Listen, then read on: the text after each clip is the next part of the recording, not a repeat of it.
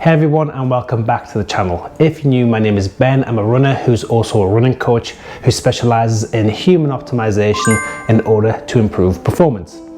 And in today's video, I'm going to be talking about COVID, something that I recently got and something I'm recovering from.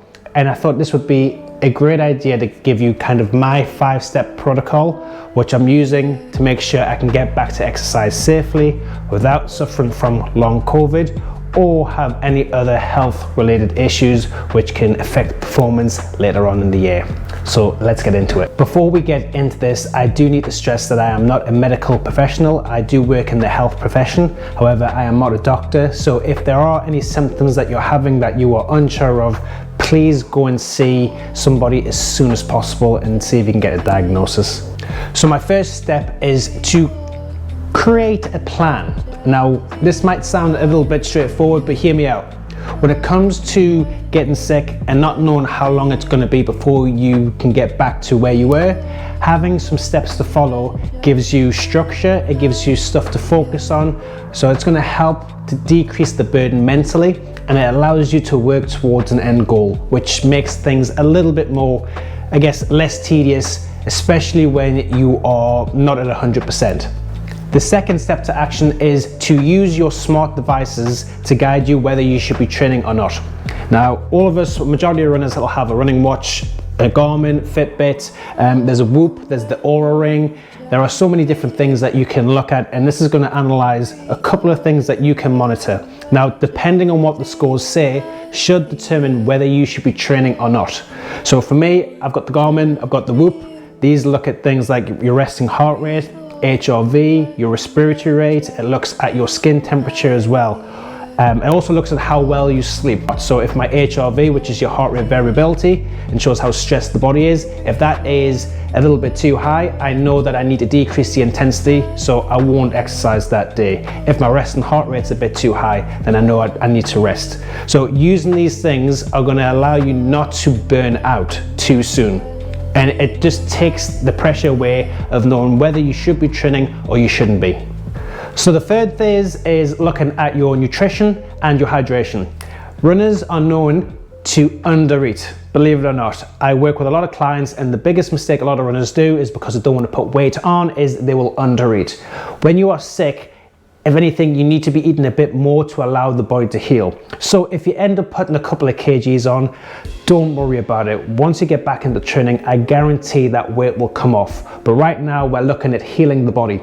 So a couple of things that you want to be doing is incorporating foods which are slow cooked. One, they're easier to absorb. Two, you can put a load of vegetables in there and add herbs and spices which have so many health benefits. For example, having a bit of turmeric with black pepper is a fantastic anti-inflammatory. Having cinnamon helps to control blood sugar levels, and the list goes on. Other things that I would suggest doing as well would be eating some sort of fermented food. So that could be sauerkraut, kimchi, kefir. So if you're vegan or plant-based like I am, that would be kefir coconut water, or if you eat dairy, kefir milk. What these do is give your body trillions of helpful gut bacteria, so probiotics, which is going to help to improve your health. And then when you're eating the fruits and vegetables as well, that's a really good base of the prebiotics, which just means that the probiotics can flourish. And the stronger the gut, the stronger the immune system. When it comes to hydration, we need to make sure that we are staying hydrated throughout this, regardless if you're training or not training. So some things that you can do are, have some electrolytes in the morning or in the afternoon.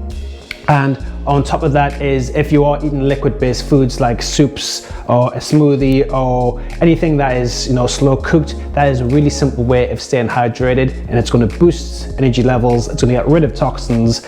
It's going to keep the muscles loose, your fascia in particular, really loose, and you will tend to feel better when you are well hydrated. So step 4 is to spend more time outside.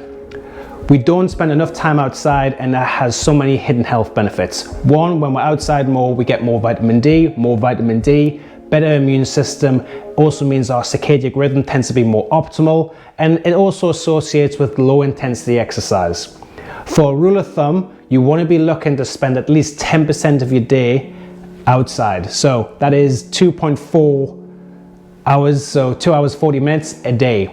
When it comes into this, regardless if you're training or not, I always like to aim for around 10,000 steps per day. So if you are running, you want to be including 10,000 steps on top of that. But if you're on your road to recovery from COVID, I would say look to work up to get 10,000 steps. Low intensity training, it's math training pretty much rolled into one. So spend more time outside and that will help to improve your overall health and well-being. Step 5 is sleep. Now, if we could get the benefits of sleep in a tablet, I guarantee it would be the #1 drug on the planet. It is the only time your body gets to heal. So, especially right now, if you're not running, I know for me, I usually run first thing in the morning. I will spend an extra 30-45 minutes in bed to ensure that I'm getting as much sleep as possible. I also have a bedtime routine to ensure that I am maximizing the good quality sleep. More sleep you have, the faster you recover, the faster you recover, the faster you can get back out to run. So the aim is I would be looking at around 8 to 10 hours of sleep, especially if you're a female, looking to get a little bit more sleep, especially during certain times of the month, is vital to make sure you are optimal for when you're running. So that's the 5 steps that you're going to be focusing on, and what I'm going to do now is show you how I'm using that in my own current plan. So week 1 after I got COVID, the rule was for me to keep an eye on my devices to make sure that my health was tracking the right way, and to get outside and go for 10,000 steps a day or spend at least 2 hours 40 minutes outside every day. From there, week 2 would be looking to add mobility into the plan. Now this can be mobility or it can be cross training, so it's going to have benefits from both ends. By doing the mobility work, it's low intensity exercise alongside with the cross training, and it's going to help to get the body moving as much as we can. The body is designed to move in as many different directions as possible, so the more you can incorporate into your day-to-day life, the better it's going to be for you being a runner or just being a healthy human being. Week 3 is when I look to include some walking with running. So that'll happen for me next week. So I'll go for an hour walk run where I'll walk for 10 minutes and I'll do 5 minutes of running. I will be keeping an eye on my heart rate during this, and my heart rate has to stay within my math zone, so low heart rate running, nothing high intensity. If you do high intensity stuff, the likelihood is you're going to spend the rest of the day in bed, or it could be something even worse. So make sure you are being really gentle, and for me, I'm not allowing my heart rate to go over 144 beats per minute. So that is my rule. Step 5 is to look to add more slow heart rate running into the training plan, but maybe looking to do 2 days back to back, then having a day off. But making sure that my health parameters are staying within where they should be. So looking at, resting heart rate, HRV, looking at my stress test scores, how well I sleep. If I feel like they are starting to increase, and in particular if your heart rate's over 5 beats per minute more than usual, that's a sign that the body's not working as well. Or if the HRV drops, another sign that the body is needing a little bit more time to recover. So making sure we're eating well, resting well, low intensity exercise. It's pretty much the same as how I was training originally for my plan, but taking a lot of the intensity away and allowing my body to spend more time healing instead of breaking it down.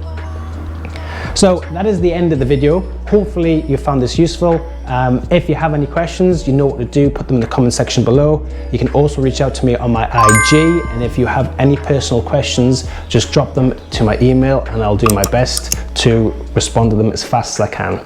Until then, remember, you've got to move to improve, and it's not about how much training you can do, it's about how much you can absorb, and I'll see you in the next one.